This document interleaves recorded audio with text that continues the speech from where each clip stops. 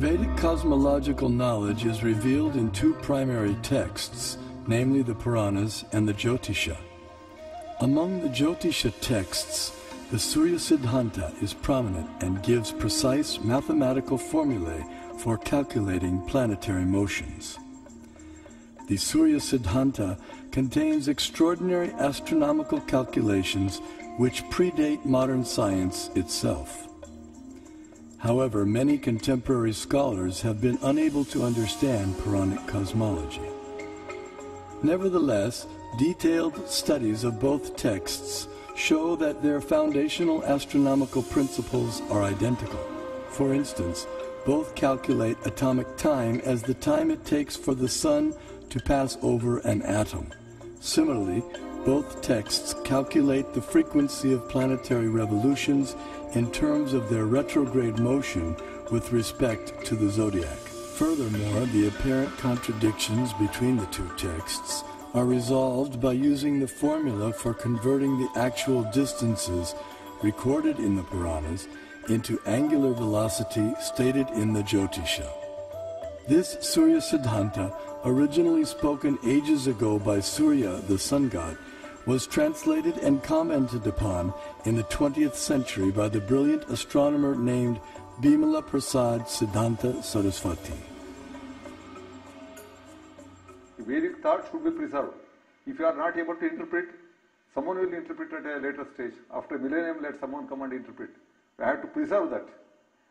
The Vedic thought, Vedic knowledge has to flow from generation to generation. I feel that there should be a planetarium strictly according to Vedic cosmology, and once the planetarium is constructed, probably at least we'll give a chance to those people to comment upon it and to discard it or to accept it, etc.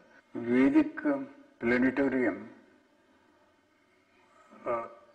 apparently appears to be different from the ideas of the modern scientists.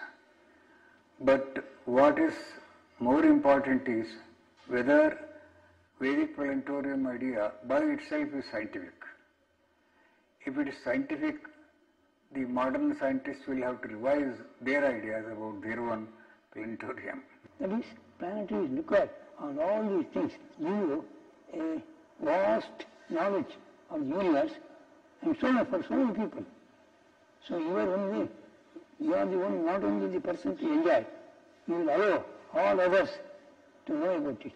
So that is really a commendable work and has to be done. If you construct a planetarium, according to our Bhagavatam, so a Westerner who is wise and who is after discovery, certainly he will be interested in this. There is a famous proverb, one figure is worth 1,000 words. I think I can extend this proverb. One model is worth 1,000 figures. Even if you put a number of figures, you will not get the correct picture. So if you consider a three-dimensional model, then certainly you can perceive things better. Albert Brush Ford, the great-grandson of automobile magnate Henry Ford, speaks about how he became involved with the Vedic planetarium. I was in Detroit in 1976. We had purchased the Nimitta-Jnana Cultural Center and had spent a year getting it fixed up, and Prabhupada came for a visit. And so it was his first visit there, and he was entertaining some guests up in his room at the Cultural Center. And he was explaining to them about the Vedic planetarium. And so after he talked to them for a while, he turned to me and he said, so how do you like this idea about Vedic planetarium? And I said, it's a very nice idea still, probably, because it sounded like a very interesting idea. And so he said, kind of half jokingly, okay, you can help finance.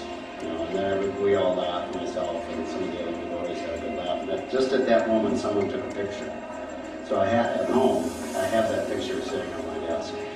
So at that moment, Prabhupada planted the seed that I should be involved in helping to finance the Temple of Vedic Planetarium. So 30 years later, here I am.